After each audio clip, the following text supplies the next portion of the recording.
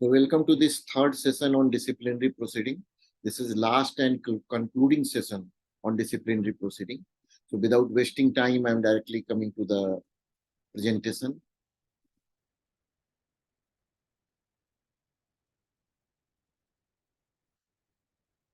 So these are the slides. This is the first slide. In this presentation, what I will cover is rule number 20 to 29 of CCA rule, जिसमें कि appeal के बारे में कहा हुआ है कि जब एक बार आपको पेनाल्टी अवार्ड हो जाए तो how you can move for appeal. Appeal में कौन कौन अथॉरिटी होता है, अपील जो किया जाता है उसका कंटेंट क्या होना चाहिए, किस ग्राउंड पे अपील किया जा सकता है, and what is the concluding result of appeal, appeal में क्या हो सकता है। उसके अलावा दो और चीजें हैं अपील के अलावा, पनिशमेंट अवार्ड के बाद दो और तरीके से भी पेनाल्टी चेंज हो सकती है, that is revision and review. तो हम इसके बारे में भी ब्रीफली जानेंगे कि what is revision, what is review.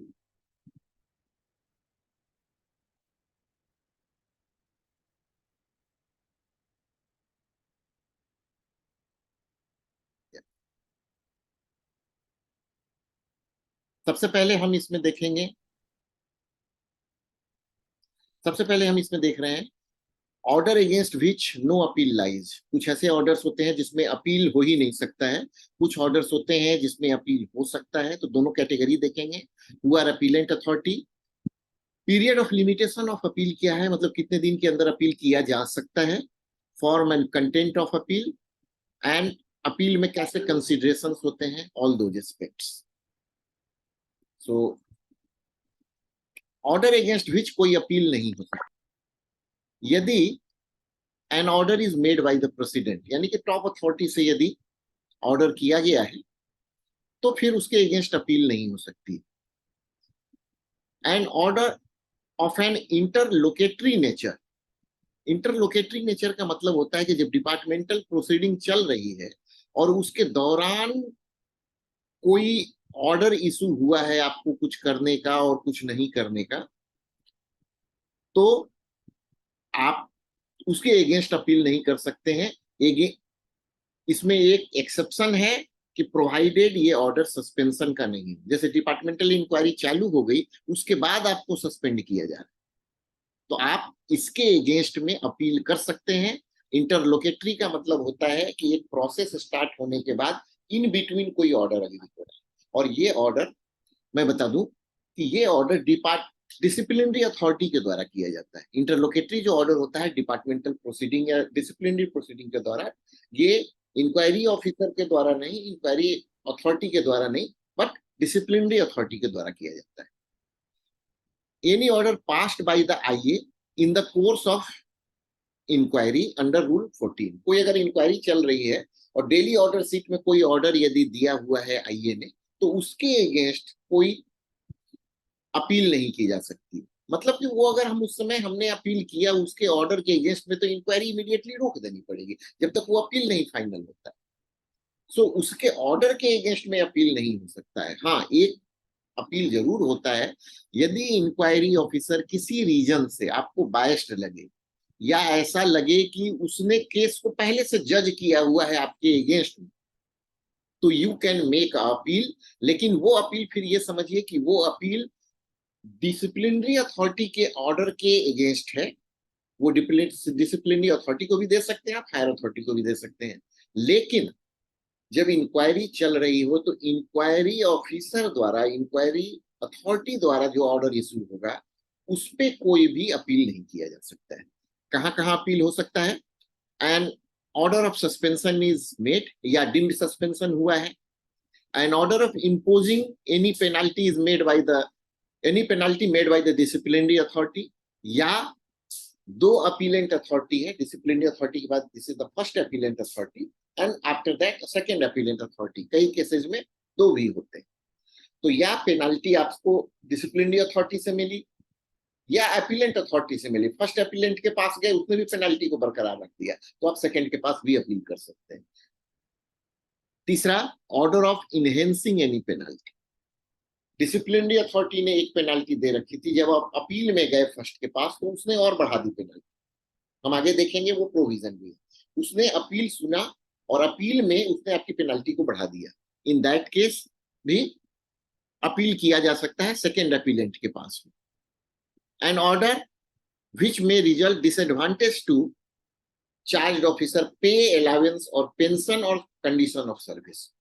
कुछ ऐसा ऑर्डर हो जिसमें कि उसका pay allowance, pension, condition of service ये सारा का सारा अफेक्ट हो रहा हो, या कुछ इस तरह का ऑर्डर हो जाए कि उसको पहले 6 CPC में इफिशियंसी बार था तो इफिशियंसी बार पे रोक दिया जा रहा है, या कहा जा रहा है कि उसको फ्यूचर इंक्रीमेंट मिलेगा ही। इस तरह का ऑर्डर अगर कुछ हो जा रहा है, reverting him to a post, कहीं वो ऑफिशिएटिंग पोस्ट पे काम कर रहा है और ऑर्डर हो जाए कि नहीं भाई वो लोअर पोस्ट पे वापस कर दिया जाएगा। रिड्यूसिंग और विद होल्डिंग पेंशन, पेंशन को कहा जाए कि भाई घटा दिया जाएगा इसका, या रिड्यूस या उसको रोक दिया जाएगा पेंशन को, इस तरह का ऑर्डर हो। सब्सिस्टेंस अलावेंस या किसी अलावेंस को अफेक्ट करता हुआ कोई ऑर्डर हो, या पीरियड ऑफ सस्पेंशन को बढ़ाने घटाने के बारे में कोई ऑर्डर हो, अफेक्टिंग पे अलावेंस, पेंशन और रीइंस्टेटमेंट। पनिशमेंट जब हट गया, अपील किया आपने, पनिशमेंट हट गया, लेकिन उसके बाद भी जो ऑर्डर है वो आपके पेंशन को, पे अलावेंस को अफेक्ट कर रहा है, तो आप इन सब के अगेंस्ट में जा सकते हैं अपील। इन सब के अगेंस्ट में अपील में जा सकते हैं। Next one is appellate authority कौन हो सकता है? तो भाई बड़ी सीधी सी चीज है, अपीलेंट अथॉरिटी या तो प्रेसिडेंट होंगे या any authority nominated by president bye general और स्पेशल ऑर्डर। सो कहने का मतलब है कि आपके रूल्स प्रोविजंस में ऑलरेडी डिफाइंड होगा कि आपका अपीलेंट कौन। ठीक है, अपीलेंट डिसिप्लिनरी अथॉरिटी से जो सीनियर पर्सन होगा, यानी कि जिसका डिसिप्लिनरी अथॉरिटी सबऑर्डिनेट अथॉरिटी है, वो भी अपीलेंट होगा। एक चीज ये समझिए, डिसिप्लिनरी अथॉरिटी का सीनियर भी डिसिप्लिनरी अथॉरिटी नहीं होता है। डिसिप्लिनरी अथॉरिटी हमेशा डिक्लेयर करना पड़ता है, लेकिन वो अपीलेंट हो सकता है।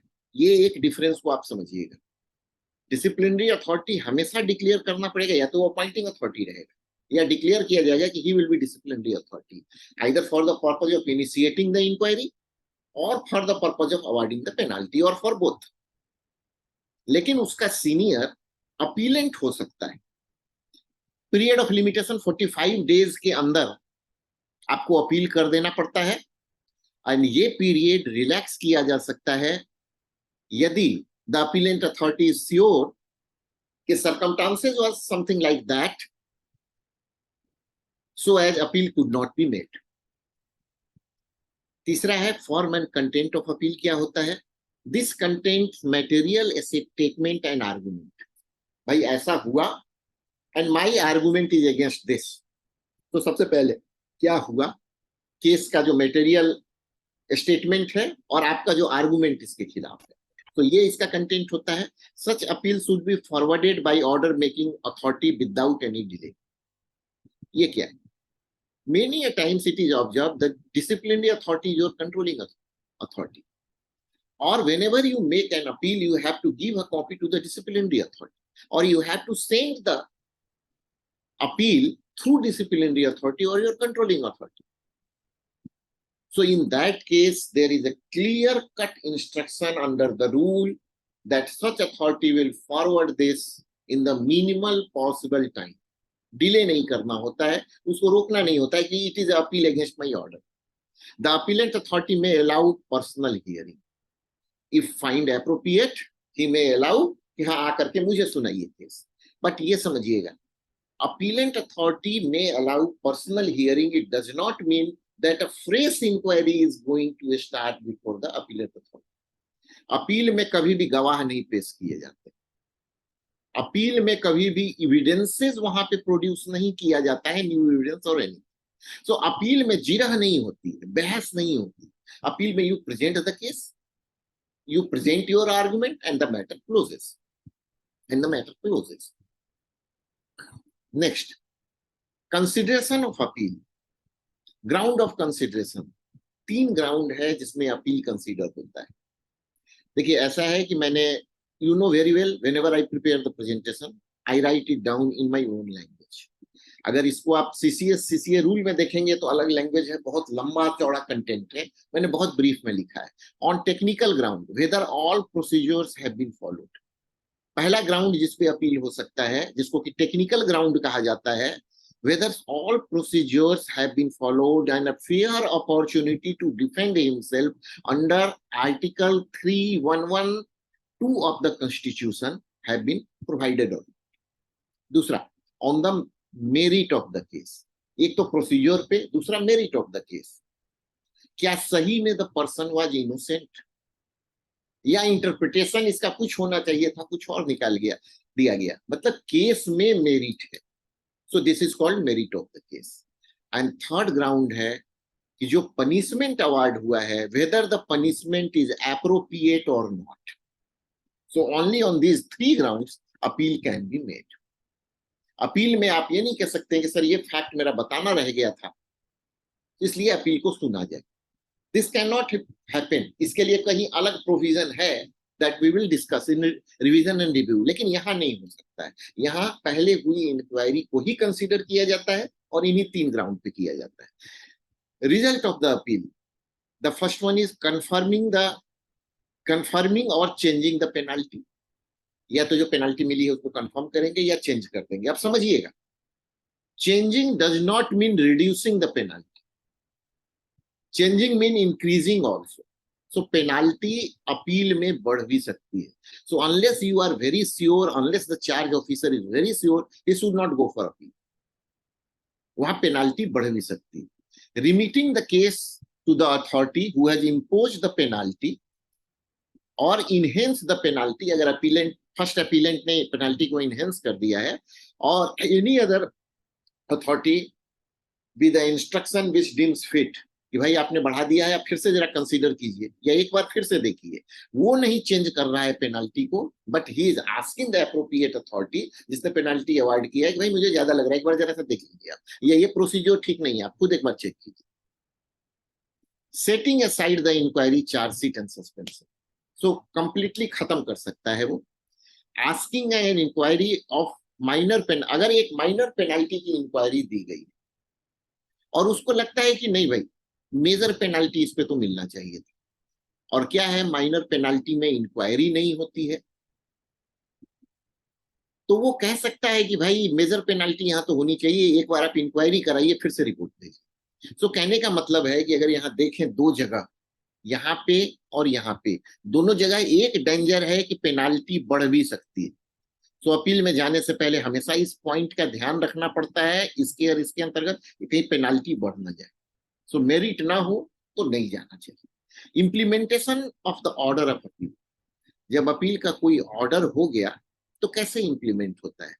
The authority which made the order, जिसके अगेंस्ट में की अपील किया गया है, he will implement the order and he has to implement the order, ये भी है। वहां फिर वो काउंटर नहीं कर सकता है उस ऑर्डर के खिलाफ, फिर से अपील नहीं कर सकता है कि मेरा ऑर्डर ठीक था, उसको इंप्लीमेंट करना ही। So this is about all about appeal. अब हम आ जाए revision and review, this is covered under rule 29 and 30। देखिए, अपील, रिवीजन एंड रिव्यू, इसमें एक गैप है, एक डिफरेंस है, एक इसेंशियलिटी है जो समझने की जरूरत है। रिव्यू का क्या मतलब हो गया? You are viewing again what you have done. So review किसके द्वारा होगा? रिव्यू हमेशा उसके द्वारा होगा जिसने की ऑलरेडी पेनाल्टी आपको अवार्ड किया हुआ है। रिवीजन किसके द्वारा होगा? रिवीजन पेनाल्टी का किसी के भी द्वारा हो सकता है। हम देखते हैं दोनों प्रोविजन। ये देखिए, रिवीजन रूल 29 में है एंड रिव्यू 29A में है, अलग रूल नहीं है, इसी का एक पार्ट है। This is carried out by, revision is carried out by president, appellate authority within 6 months from the date of such order is passed, ठीक है। Any other authority, so appellate authority 6 months के अंदर revision को consider करता है। Any other authority specified on the behalf of the president by general and specific order and within such time as prescribed in the general or specific order. So अगर appellant authority करेगा तो 6 month में, कोई दूसरा authority यदि specified है कि he will consider the revision, तो उसका पीरियड भी वहां मेंशन होगा। मे एट एनी टाइम, उस पीरियड में may at any time either on his own motion, ये बड़ा इंपॉर्टेंट है, either on his own motion और by request may call the record and may examine and revise what penalty has been made. So revision के लिए किसी request की जरूरत नहीं। ये अथॉरिटी अगर उसको सेल्फ भी लगे, उसके नोटिस में कभी भी आए कि नहीं भाई ये तो गलत हुआ है, तो वो रिकॉर्ड को मंगा सकता है, उसको रिवाइज कर सकता है, पनिशमेंट को अकॉर्डिंगली सारा का सारा जो अपील वाला प्रोसीजर है वही सारी की सारी चीजें वो वहां कर सकता है। रिजल्ट क्या होता है, इसीलिए देखिए रिजल्ट एग्जैक्टली द सेम है। द लास्ट वन है कि यहाँ पे वो माइनर पेनल्टी को मेजर, मेजर पेनल्टी को माइनर नहीं, ही में पास एनी ऑर्डर जो कि उसको भी इंक्लूड करेगा, कोई दूसरा ऑर्डर भी कर सकता है। सो कहने का मतलब है कि कुछ यदि हो गया है, कोई चीज यदि पास्ट में हो गया है तो उसको करेक्ट करने का ये एक जरिया है जो सुओ मोटो अपने आप अपनी नोटिस पे भी स्टार्ट किया जा सकता है, without any request, without any appeal, without any information bye anybody. ठीक है, नेक्स्ट है रिव्यू। रिव्यू प्रेसिडेंट में एट एनी टाइम, यदि उनकी नॉलेज में आए, यदि उनकी नॉलेज में आए कि there was some issue, there was some evidences जिसको कि कंसीडर किया जाना था, नॉलेज में कैसे आएगा? जो चार्ज ऑफिसर जिसको पनिश किया गया है वो बता सकता है कि सर ये एविडेंसेस रह गए, या कम पनिशमेंट हुआ है तो इवन डिसिप्लिनरी अथॉरिटी बता सकता है कि सर ये चीजें और कंसीडर की जानी चाहिए। तो अगर इस तरह की सारी चीजें होती हैं तो यहाँ पे वो फिर से रिव्यू कर सकता है अपने के सारे डिसीजन को, सारे के सारे एस्पेक्ट को। रिव्यू का रिक्वेस्ट भी डाला जाता है, ये सेल्फ मोशन पे नहीं होता है, इसका रिक्वेस्ट डाला जाता है एंड सेम अथॉरिटी जिसने पनिशमेंट दिया है वो भी अपने डिसीजन को रिव्यू कर सकता है, वो भी अपने डिसीजन को रिव्यू कर सकता है, एक बार डिसीजन को फिर से कंसीडर कर सकता है कि भाई ये नया एविडेंस है, ये नया पॉइंट है, इसके हिसाब से ऐसा नहीं होना चाहिए था, या ये पॉइंट कंसीडर करना रह गया था, एक बार हम फिर से कंसीडर करते हैं। एक इंपॉर्टेंट इनटेक है पूरे के पूरे केस में, पूरे केस में एक इंपॉर्टेंट इनटेक है जो ये है, पेनाल्टी कैन छूट गया है, ये छूट गया है, penalty in all cases can not be increased without giving a proper opportunity to the person in the shape of so cause. Without so cause issue किए पेनाल्टी को कभी भी बढ़ाया नहीं जा सकता है। पेनाल्टी का जो एक ऑर्डर था वो ऑर्डर मैंने आपको बताया था, सेंसर, रिकवरी, उसके बाद बाकी आपको आते हैं स्टॉपिंग इंक्रीमेंट वगैरह वगैरह, जो सारे के सारे स्टॉपिंग प्रमोशन है, स्टॉपिंग इंक्रीमेंट है वगैरह वगैरह, सारे के सारे आते हैं। ये कोई भी स्टॉपिंग प्रमोशन नहीं, withholding promotion that will be called and withholding increment it will be called. So इस ऑर्डर में कोई भी higher penalty without show cause issue किए नहीं दी जा सकती। सिमिलरली अगर किसी को माइनर पेनाल्टी मिली है, मेजर पेनाल्टी देना है, हो सकता है पहले ही इंक्वायरी हुई हो, इंक्वायरी होने के बाद भी there is an interesting case, कहीं ये क्वेश्चन भी आया है कि इंक्वायरी होने के बाद क्या माइनर पेनाल्टी अवार्ड की जा सकती है, बिकॉज इंक्वायरी तो होती है मेजर पेनाल्टी के केस में। तो हाँ, इंक्वायरी होने के बाद भी माइनर पेनाल्टी अवार्ड की जा सकती है। सो इंक्वायरी होने के बाद यदि मेजर पेनाल्टी अवार्ड की गई है, अपीलेंट उसको मेजर पेनाल्टी में कन्वर्ट करना चाहते हैं बिकॉज इंक्वायरी हो चुकी है, तब उनको फिर से एक अपॉर्चुनिटी देना पड़ेगा ये बताते हुए कि I am intended to increase your penalty, आपका क्या कहना है, what is your comment over that, and he will represent, after that the consideration will be made and punishment will be increased. So this was all about this topic, this was all about this topic. पे and allowance on रीइंस्टेटमेंट एक topic है जो कि disciplinary proceeding में नहीं cover होता है, FR में कवर होता है, एफआर 44 एंड 44A में। एक बार क्वेश्चन भी है एक डिपार्टमेंटल एग्जाम में, एफआर 44 एंड 44A में। तो इसको मैं यहाँ नहीं कवर कर रहा हूँ, एफआर भेजना मैं कवर करूंगा, वहां पे मैं इसको कवर करूंगा। तो that was the total portion here. Disciplinary proceeding में यदि आपकी कोई भी क्वेरी हो तो यू कैन आस्क। अगर डिसिप्लिनरी प्रोसीडिंग में अभी तक पूरा का पूरा पोर्शन जो मैंने बताया, you can unmute yourself. Kindly जिसको बोलना हो वही अनम्यूट करें।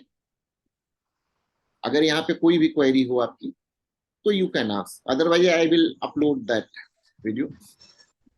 सर पीओ जो होता है, हेलो प्लीज, हाँ प्लीज। सर, पीओ जो होता है सर, वो ऑफिस साइड से ही होता है ना? BA, PO PO sir. PO, हाँ ये मैंने हाँ प्रेजेंट। लास्ट सेशन में भी बताया है। पीओ जो है प्रेजेंटिंग ऑफिसर है, ये समझिएगा। ऑफिस साइड से 3 अथॉरिटी टोटल डिसिप्लिनरी प्रोसीडिंग में इन्वॉल्व है। एक तो आपका डिसिप्लिनरी अथॉरिटी, ठीक है, जो कि अल्टीमेटली पनिशमेंट वगैरह अवॉर्ड करेगा। एक पर्सन जो पूरी इंक्वायरी का हेड बन के इंक्वायरी करता है, ही इज आईए, इंक्वायरी अथॉरिटी, इंक्वायरी ऑफिसर भी कहते हैं, आईओ भी कहते हैं। दूसरा, उसका स्टेटस करीब करीब जज का होता है, एक्सेप्ट कि वो पनिशमेंट नहीं दे सकता है, फाइंडिंग निकालेगा, पनिशमेंट नहीं दे सकता है। पनिशमेंट कौन देगा? डीए देगा, डिसिप्लिनरी अथॉरिटी देगा, ये भी ऑफिस साइड से। Presenting officer presents the case, ये भी ऑफिस साइड का ही ऑफिसर।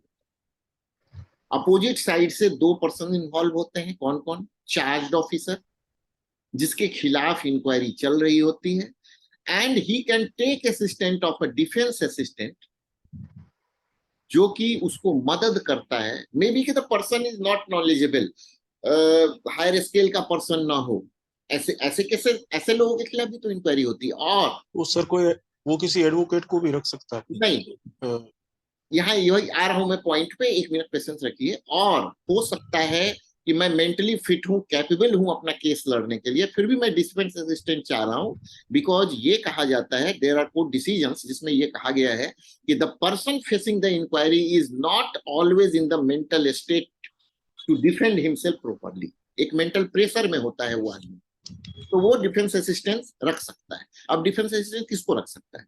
अगर ऑफिस साइड ने नॉन प्रैक्टिशनर को रखा हुआ है या लॉ ग्रेजुएट को रखा हुआ है तो ये भी रख सकता है। अगर ऑफिस साइड ने, सॉरी, ऑफिस साइड ने यदि प्रैक्टिशनर को रखा हुआ है, लॉ ग्रेजुएट को रखा हुआ है, तो ये भी प्रैक्टिशनर या लॉ ग्रेजुएट यानी एडवोकेट को रखा है। अगर ऑफिस साइड ने नहीं रखा हुआ है, एक ऐसे पर्सन को रखा हुआ है जिसका कि लॉ में कोई क्वालिफिकेशन नहीं है, तो ये भी नहीं रख सकता है। यानी कि एडवोकेट अगर होगा तो दोनों साइड में होगा, नहीं होगा तो किसी भी साइड में। ठीक है। ठीक है। एक और, हाँ, एक और रेस्ट्रिक्शन है डिफेंस असिस्टेंस में, कि डिफेंस असिस्टेंट जो रखे जाते हैं वो आपको अपनी ऑफिस से ही रखना होता है, कहीं से भी नहीं रख सकते हैं। एंड जहां पे इंक्वायरी चल रही होती है उसी जगह से रखना होता है। कहीं बाहर से रखेंगे तो इंक्वायरी ऑफिसर को परमिट करना पड़ता है। इंक्वायरी ऑफिसर यदि परमिट कर रहा है तो आप बाहर से भी रख सकते हैं। ठीक है। ठीक है सर, थैंक यू। हाँ, और कोई क्वेरी?